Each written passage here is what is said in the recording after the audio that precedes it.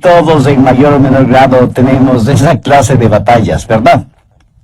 Pero hay una batalla que es mucho más siniestra y mortal. Es la batalla por la mente. Esta batalla es entre Dios y Satanás. Y el campo de batalla es nuestra mente, nuestra alma. Y todos quienes somos cristianos estamos en medio de esta batalla. Busque 2 Corintios 10, los versos del 3 al 5. Pues aunque estamos en la carne, no militamos según la carne. Porque las armas de nuestra milicia no son carnales, sino poderosos en Dios para la destrucción de fortalezas, derribando argumentos y toda altivez que se levanta contra el conocimiento de Dios, y llevando cautivo todo pensamiento a la obediencia a Cristo. Toda vez que esta batalla es real, este mensaje no solo que es de advertencia, sino también un llamado a las armas. Pero también deseo que sea de ánimo, porque cuando usted nace de nuevo, nace para ganar. Dios no le salva para que viva una vida derrotada. Pablo dijo, mas a Dios gracias, el cual nos lleva siempre en triunfo en Cristo Jesús. El plan de Dios para cada uno de sus hijos es de triunfo y de victoria en nuestras mentes. Quiero destacar 3 puntos en esta batalla por nuestra mente. Primero, las armas de nuestro enemigo. Veamos nuevamente el verso 4. Porque las armas de nuestra milicia no son carnales, sino poderosas en Dios para la destrucción de fortalezas. Ahora, ¿quiénes son los participantes en esta guerra? ¿Quién ha declarado la guerra contra su mente, contra su alma? Nuestro enemigo no lo podemos ver física o carnalmente. Busque Efesios 6:12. Porque no tenemos lucha contra carne y sangre, sino contra principados, contra potestades, contra los gobernadores de las tinieblas en las regiones celestes. El diablo se ha ubicado en lugares estratégicos para hacerle la guerra a usted, y cuenta con una multitud de demonios para ese propósito. Son invisibles y están dedicados a la destrucción de su vida mental, dirigidos y bajo la autoridad del príncipe de las tinieblas, que es Satanás. ¿Cuál es el trofeo en esta guerra? ¿Cuál es el campo de batalla? Veamos el verso 5. Derribando argumentos y toda altivez que se levanta contra el conocimiento de Dios, y llevando cautivo todo pensamiento a la obediencia a Cristo. Ahí lo tienen. Argumentos, conocimientos, pensamientos, como elementos de esta guerra por la posesión de su mente. Satanás quiere conquistarla para poder controlarle a usted y luchar contra Dios. Hay una diferencia entre su mente y su cerebro. Los psicólogos del comportamiento no reconocen esa diferencia, pero la Biblia ve esa diferencia en forma muy clara. Su mente no es la que piensa, sino su cerebro. Y la relación entre mente y cerebro es la misma que existe entre un guitarrista y su guitarra. El guitarrista utiliza la guitarra para expresarse por medio de la música. Hay una diferencia entre mente y la materia gris de su cerebro. Mente y cerebro son 2 cosas separadas. Y tengo que reconocer, para efectos de la ilustración, que aunque todos tenemos guitarritas, algunos tienen mejores guitarras que otros. Quiero decir, tienen mejores cerebros que otros. Ahora escúcheme atentamente.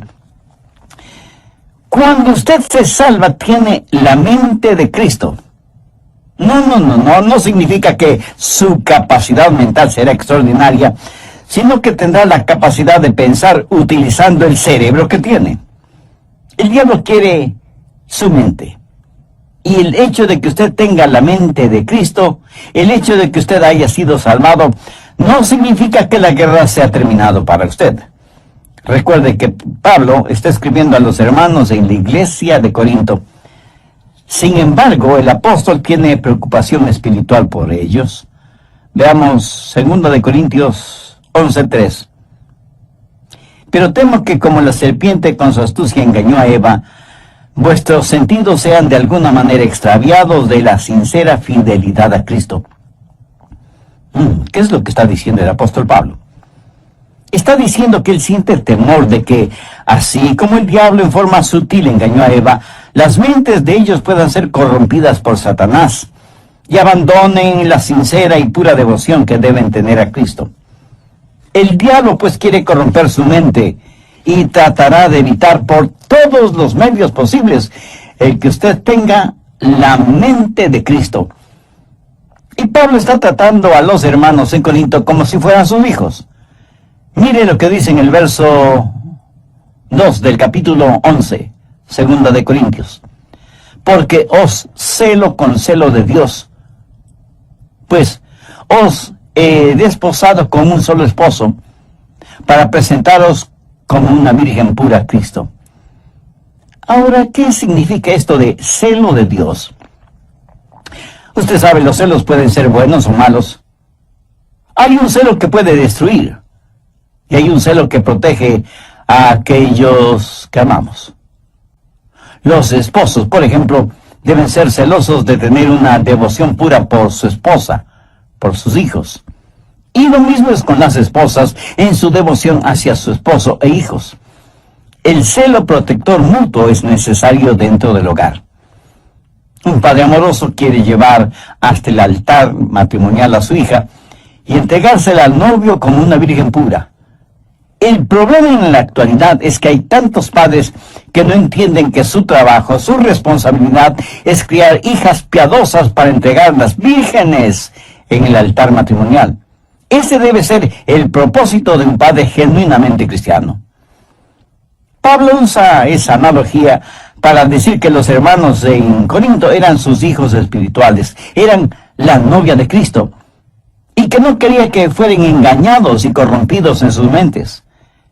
Prácticamente les está diciendo, cuando les presenten las bodas del Cordero, quiero que sean como una virgen casta y pura para el Señor.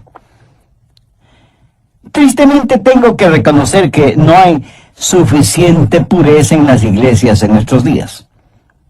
Tal parece que las novias han perdido la capacidad de sonrojarse frente a las cosas impuras. La iglesia necesita recobrar la virtud de la pureza. Leí la historia de un hombre que vivió en Londres hace muchos años. Se le conocía simplemente como el señor Betts. Tenía un almacén de música. Un día un hombre vestido con harapos entró en el almacén y le dijo, necesito algo para comer. Por favor, quisiera comprar mi violín. El señor Betts le dijo que ya tenía muchos violines. Pero el harapiento insistió, es que estoy verdaderamente necesitado. Por favor, cómpreme el violín.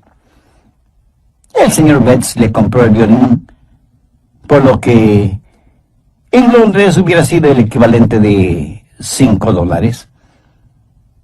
El hombre tomó el dinero, lo guardó en sus harapientas ropas y se fue.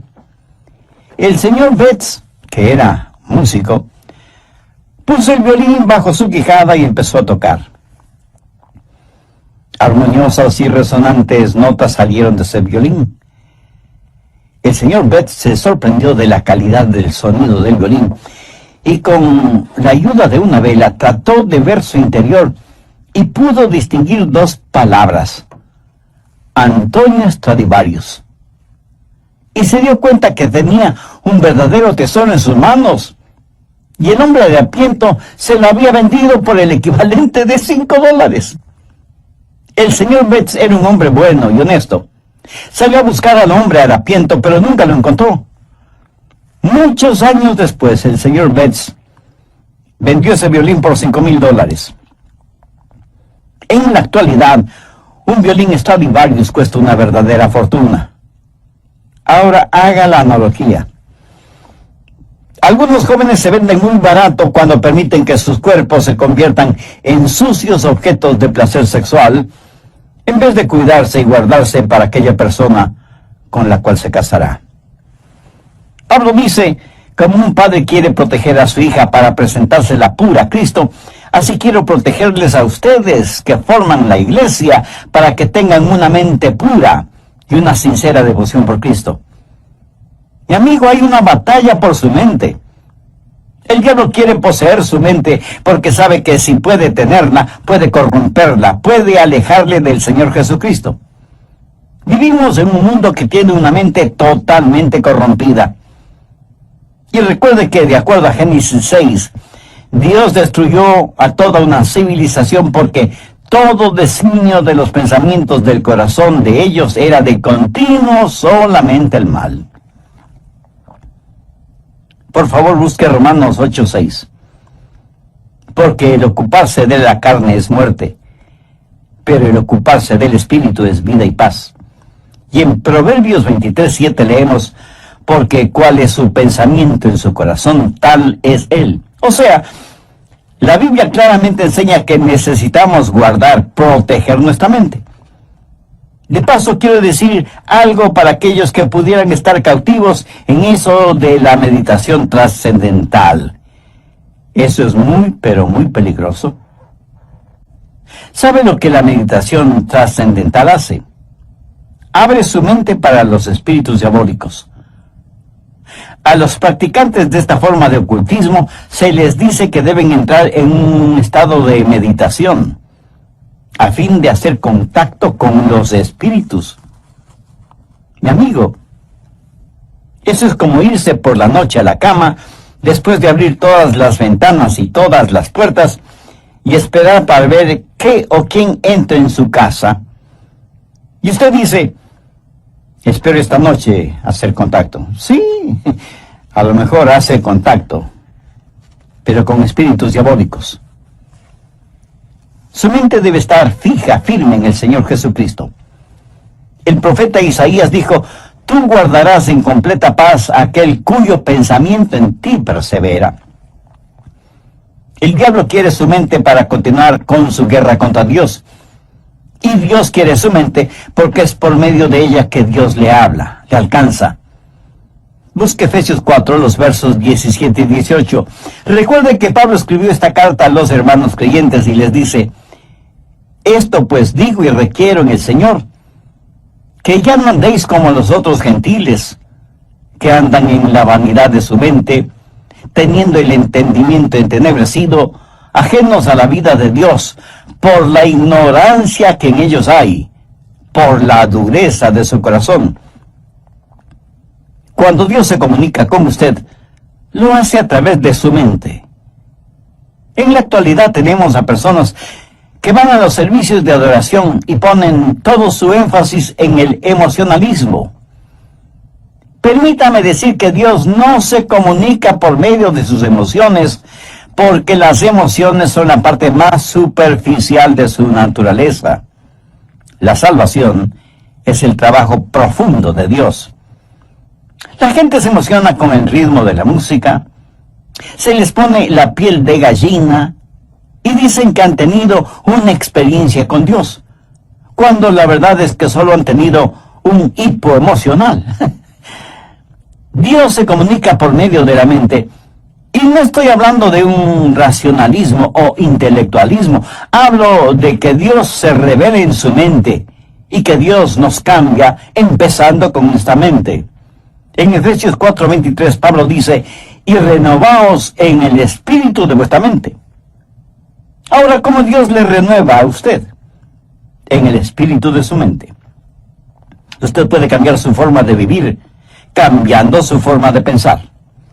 Por eso en Romanos 12:12 el apóstol dice, no os conforméis a este siglo, sino transformaos por medio de la renovación ¿de qué? De vuestro entendimiento. Y aquí la palabra entendimiento significa mente. O sea que Pablo está diciendo que debemos ser transformados por medio de nuestra manera de pensar. Dios se comunica con usted por medio de su mente. Dios le cambia por medio de su mente. Y Dios le controla por medio de su mente.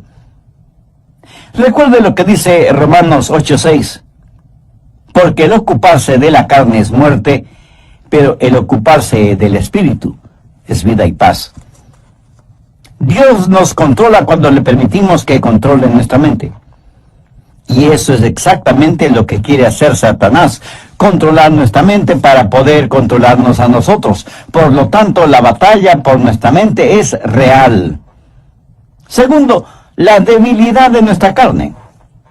Y es muy importante el entender esto. En nuestra propia carne, todos somos débiles. 2 Corintios 10:3 dice, pues aunque andamos en la carne, no militamos según la carne. En otras palabras, su carne, o sea, su estado natural, de ninguna manera tiene lo que se requiere para tener un proceso mental correcto. Y porque vivimos en la carne, todos tenemos problemas, desilusiones, enfermedades. Todos experimentamos las cosas mundanas de la vida. Y no piense que porque usted es ya salvo, va a vivir en un planeta diferente, inmune a las realidades de la vida en la tierra. Algunas personas se encierran en monasterios pensando que así vivirán vidas santas. Se cuenta de un hombre que decidió entrar en un monasterio cuya regla principal era el silencio. Podían decir solo 2 palabras al año. Al cumplir el primer año fue llamado por el superior del monasterio, quien le dijo, ya tienes un año aquí y puedes decir tus 2 palabras. Y el hombre simplemente dijo, cama dura. Después del segundo año, sus 2 palabras fueron, mala comida.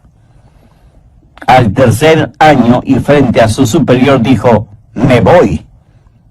Y su superior le contestó, está muy bien que te vayas porque en los 3 años que has estado aquí, lo único que has hecho es quejarte.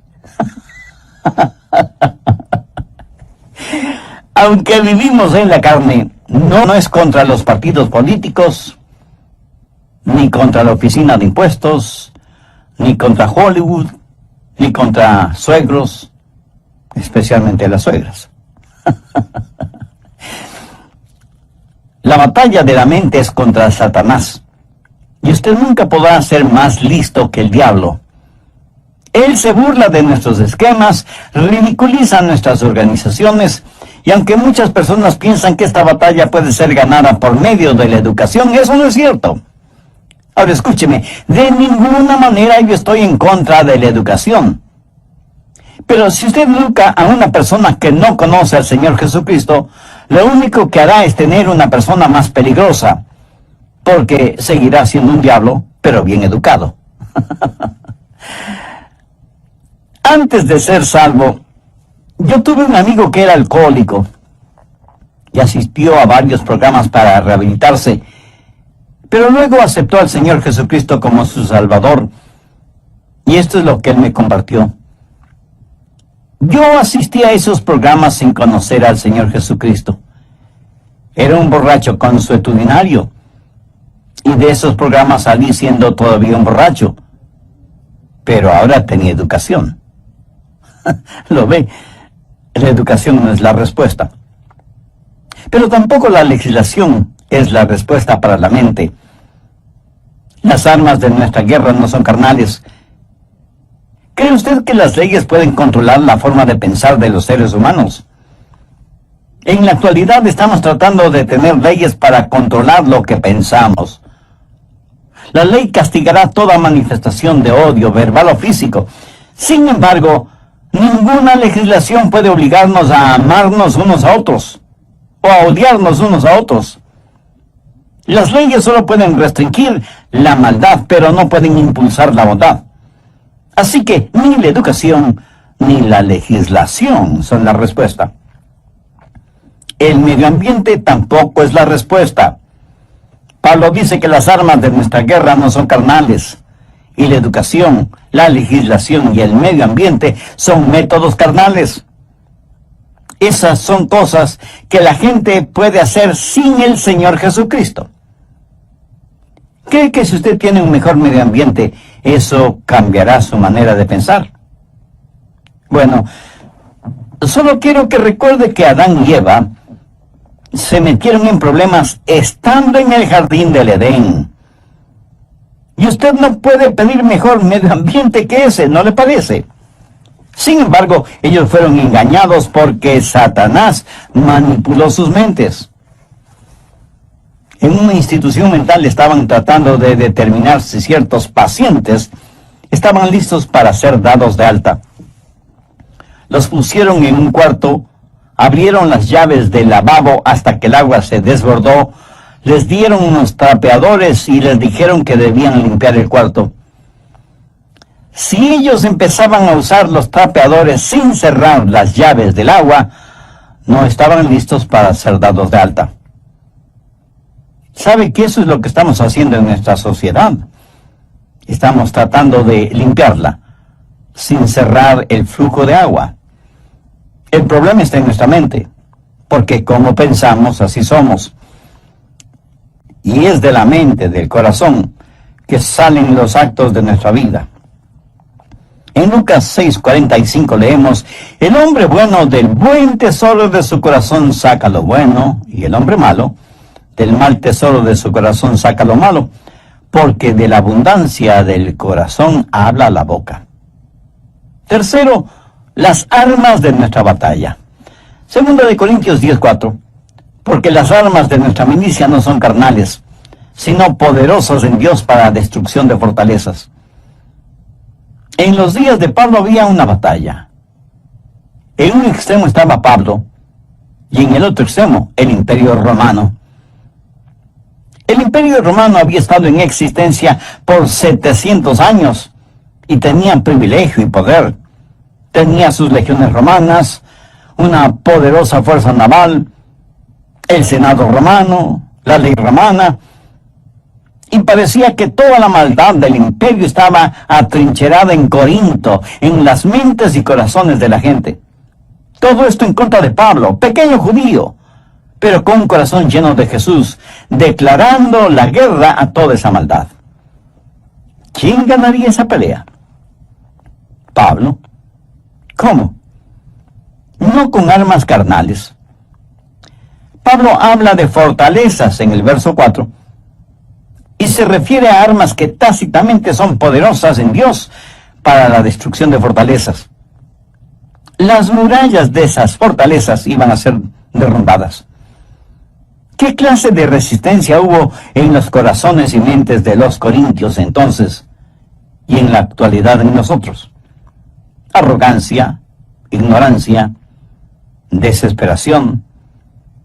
Todas estas son fortalezas de maldad. Y dentro de cada fortaleza, los demonios trabajan en la mente en forma muy organizada, movilizando los ejércitos infernales para hacer más fuerte la resistencia. Sin embargo, Pablo dice que esas murallas se desmoronarán. Y en el verso 5 menciona cosas muy importantes: derribando argumentos y toda altivez que se levanta contra el conocimiento de Dios, y llevando cautivo todo pensamiento a la obediencia a Cristo.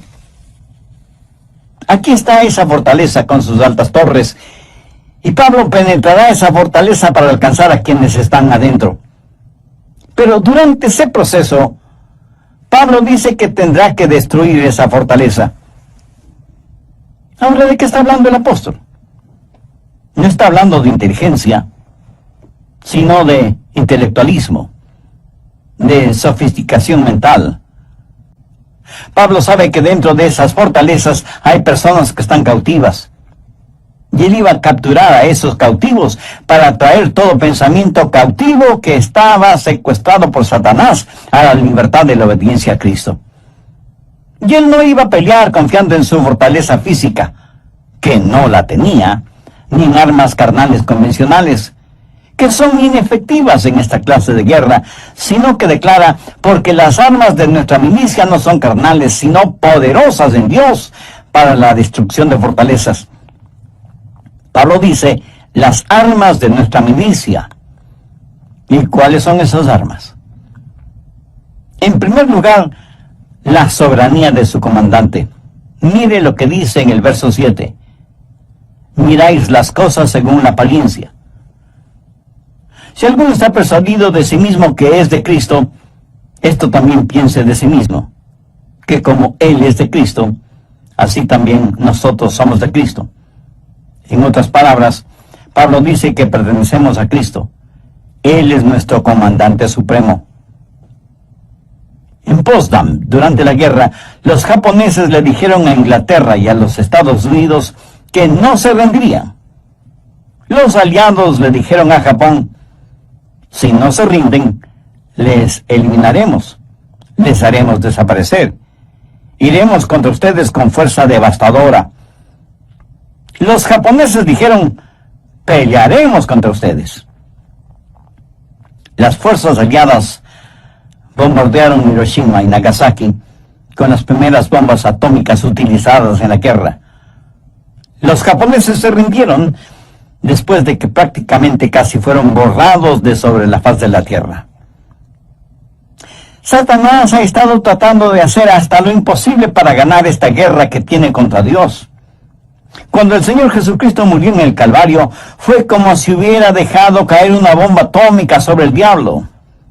Jesús dijo: ahora es el juicio de este mundo, ahora el príncipe de este siglo será echado afuera. Pero Jesús no solo es nuestro comandante supremo, sino que en segundo lugar tenemos su autoridad para hacer aquello que nos ha mandado hacer. En el verso 8 Pablo dice: porque aunque me gloría algo más todavía de vuestra autoridad, la cual el Señor nos dio para edificación y no para vuestra destrucción, no me avergonzaré. Aquí el apóstol está hablando de autoridad. ¿Pero qué es autoridad? Es el derecho legal de actuar en representación de otra persona. Jesús, quien ganó la guerra, nos ha dado ese poder legal. David, con su pequeña onda, y Dios, se enfrentó al gigante Goliat y lo mató. Yo francamente preferiría tener una pequeña onda y la ayuda de Dios que la espada de Goliat sin Dios. Jesús nos da esa autoridad. Anote al margen Lucas 10, los versos 19 y 20, que registran las siguientes palabras del Señor Jesús. He aquí os doy potestad de hollar serpientes y escorpiones, y sobre toda fuerza del enemigo, y nada os dañará. Pero no os regocijéis de que los espíritus se os sujeten, sino regocijaos de que vuestros nombres están escritos en los cielos. Jesús dice que como hijos suyos tenemos poder, tenemos autoridad sobre todas las huestes diabólicas, pero que no debemos envanecernos ni regocijarnos por eso. No debemos ser orgullosos de tener esa autoridad, sino que nuestro gozo verdadero debe ser el saber que nuestros nombres están escritos en los cielos. Escúcheme, no es cuánto sabe usted sobre el diablo lo que le libera. Es su conocimiento del Señor Jesucristo lo que le dará la verdadera libertad.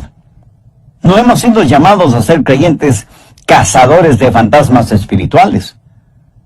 La Biblia dice que debemos resistir al diablo, no que debemos cazarle. Así que no solo tenemos que entender, en primer lugar, que tenemos un soberano que es nuestro comandante, y en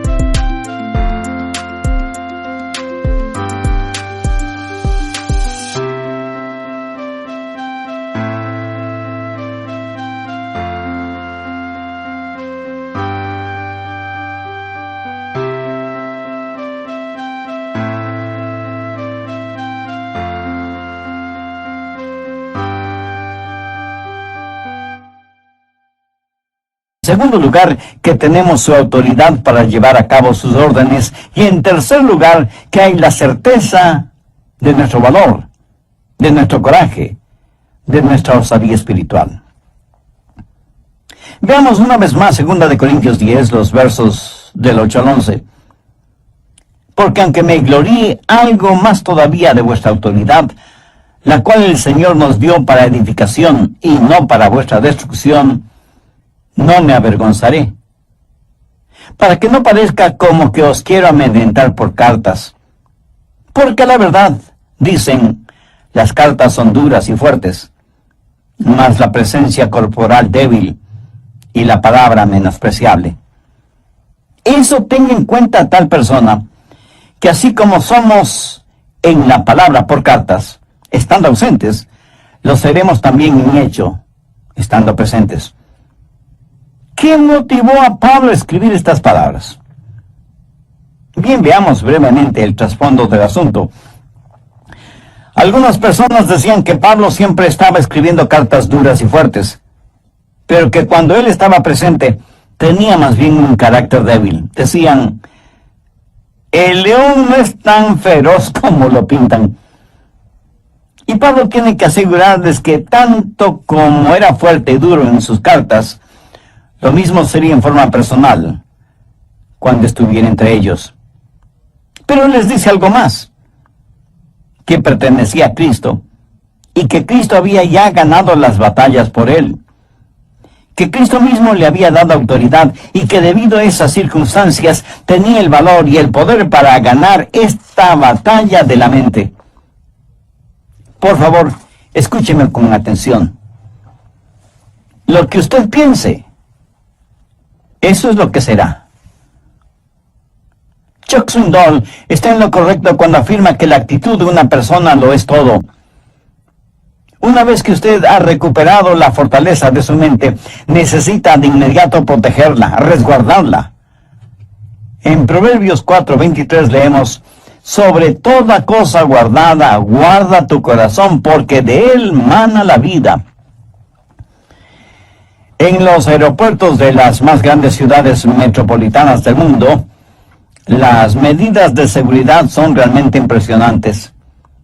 Sensibles detectores metálicos avisan al personal correspondiente si usted tiene en sus bolsillos llaves, monedas o cualquier otro objeto metálico. Detectan anillos, aretes, collares, pulseras, relojes. Y en la actualidad las cámaras de rayos X pueden ver la totalidad del cuerpo humano, por si alguien trata de llevar oculto entre su ropa íntima algún objeto o sustancias prohibidos.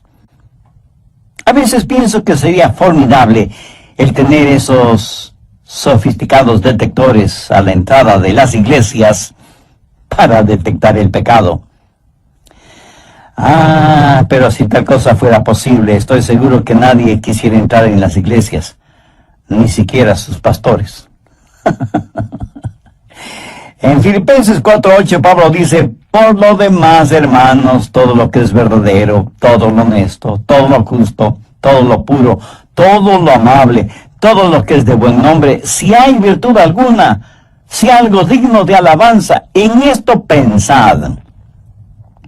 Dios nos hizo de tal manera para que no podamos pensar en dos cosas distintas al mismo tiempo. Permítame explicar de esto. Si usted está pensando en algo que es bueno y correcto, de ninguna manera puede pensar al mismo tiempo en algo malo e incorrecto. Y usted no tiene que ser inteligentísimo para ver la lógica de esta declaración. Y aunque ya lo he mencionado varias veces,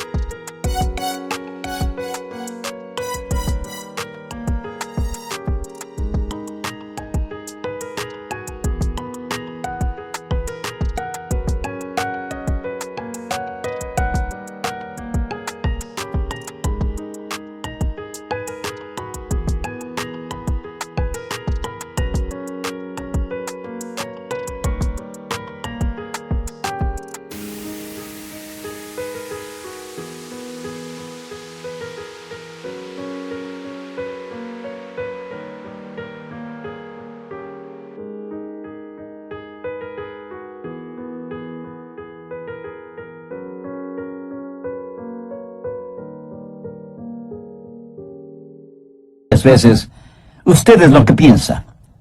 Proverbios 23:7 dice, porque cuál es su pensamiento en su corazón, tal es él. Proteja su mente.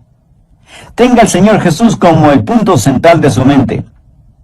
No permita que el diablo le robe la devoción de su corazón puro hacia el Señor Jesucristo. Viva permanentemente enamorado de Jesús y jamás se avergüence de confesar su amor por Él. ¿Se avergüenza usted de confesar su amor, de declarar su amor por la persona que verdaderamente ama? Estoy seguro que no. Cuando sus pensamientos, su corazón están enfocados, centralizados en el Señor Jesucristo, ya no habrá espacio para pensamientos sucios, lujuriosos, malvados, orgullosos, pervertidos, que constantemente nos bombardean. Y si alguien me pregunta, Pastor Rogers, ¿cómo empiezo todo ese proceso? Bueno, gracias por su honesta pregunta. Debo empezar diciéndole lo siguiente. Comience entregando su corazón a Jesucristo. Pablo en 2 Corintios 4:4 dice, en los cuales el Dios de este siglo cegó el entendimiento de los incrédulos, para que no les resplandezca la luz del Evangelio de la gloria de Cristo, el cual es la imagen de Dios. Verá, su mente sin Cristo es realmente ciega a las cosas espirituales. No quisiera que Dios removiera esa ceguera espiritual al entregar su corazón a Jesús. Si todavía no es salvo, no quisiera hacer esa decisión este mismo momento. Si ese es el deseo de su corazón, quien quiera que usted sea y donde quiera que esté, le invito a orar conmigo.